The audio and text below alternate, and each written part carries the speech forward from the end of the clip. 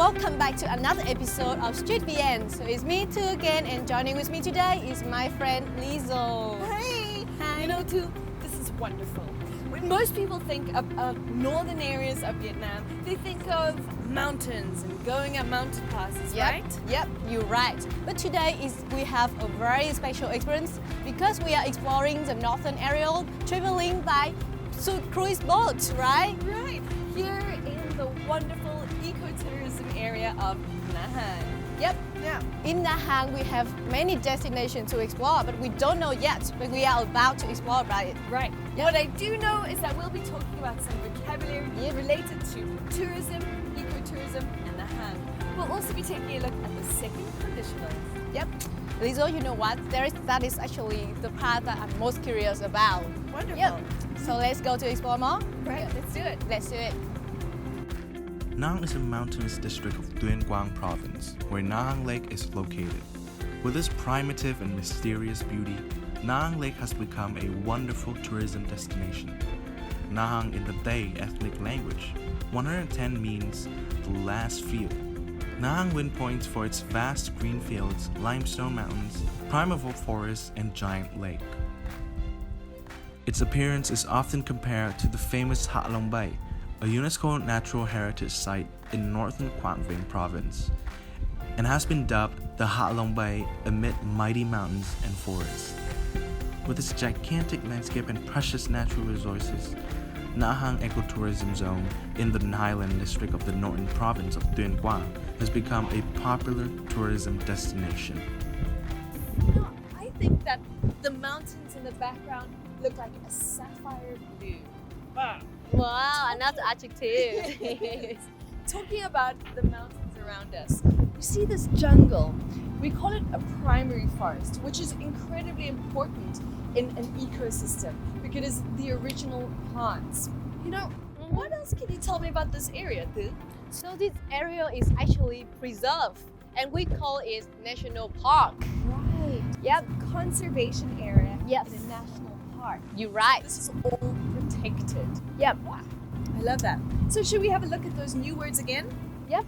And so our new words today is the first one, Mm-hmm. emerald green, and Sapphire blue.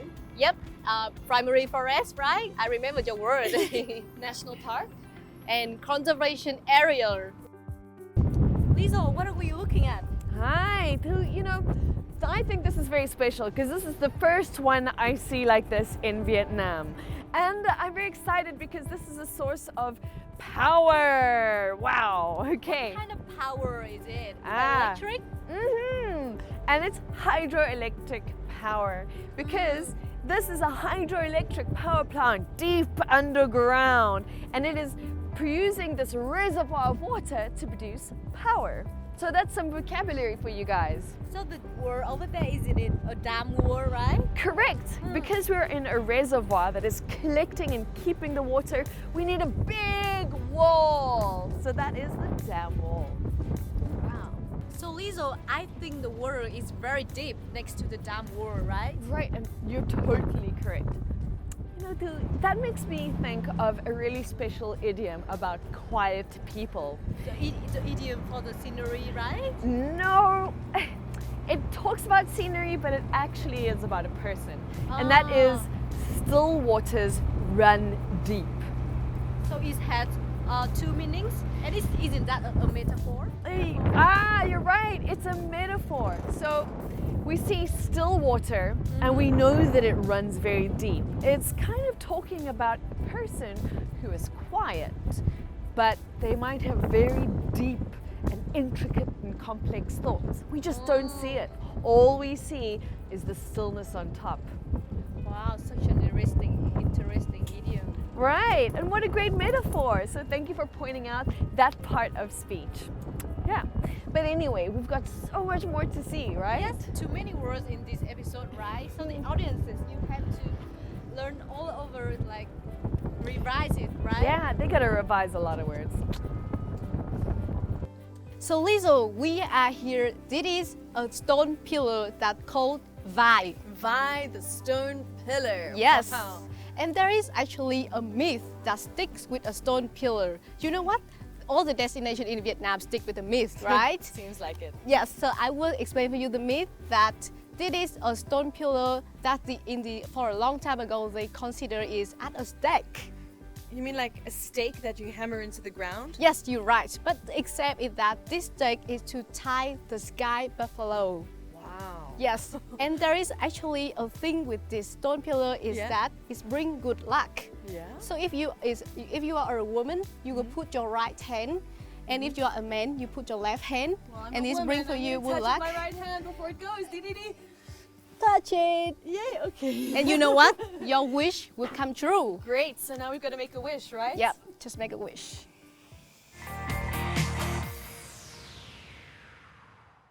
So, I'd like to now introduce the structure of the second conditional for the students now. Yep. Okay, let's go.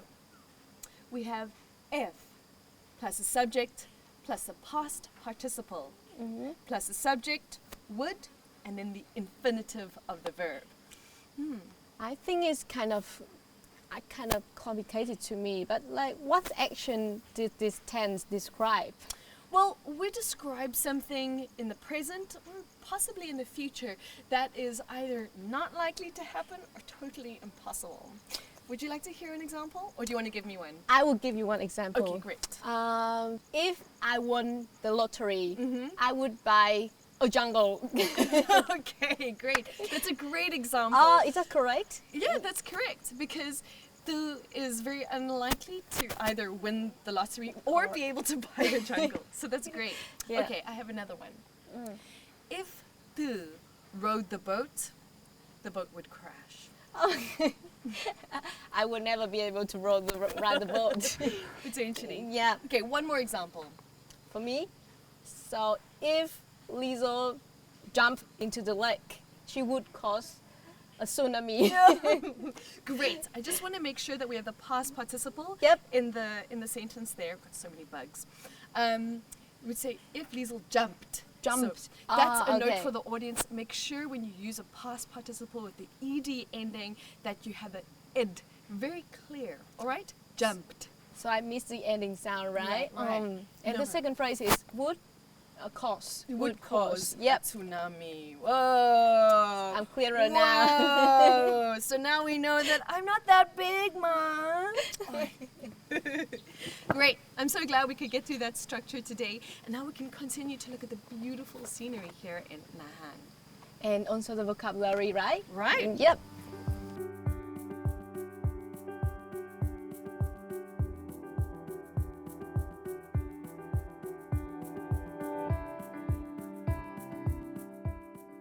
Lisa, do you know where we're at? I don't know, but dude, this is of the most spectacular scenery I've ever seen in my whole life. What do you call this place? This place, do you see all the mountains there? And there is actually called 99 mountains. Well, that I can believe. It looks like there's over 100. And you know what? What? There is actually a myth about these 99 mountains. What is the myth? So like for a long time ago, there's a king of this area. He said that if there is a mountain, if there is enough 100 mountains for 100 phoenix to go and then climb on the mountain, he will create a capital city here. He will build his capital city here. But you know what? During that time, all the people in the area, they just built a fake mountains.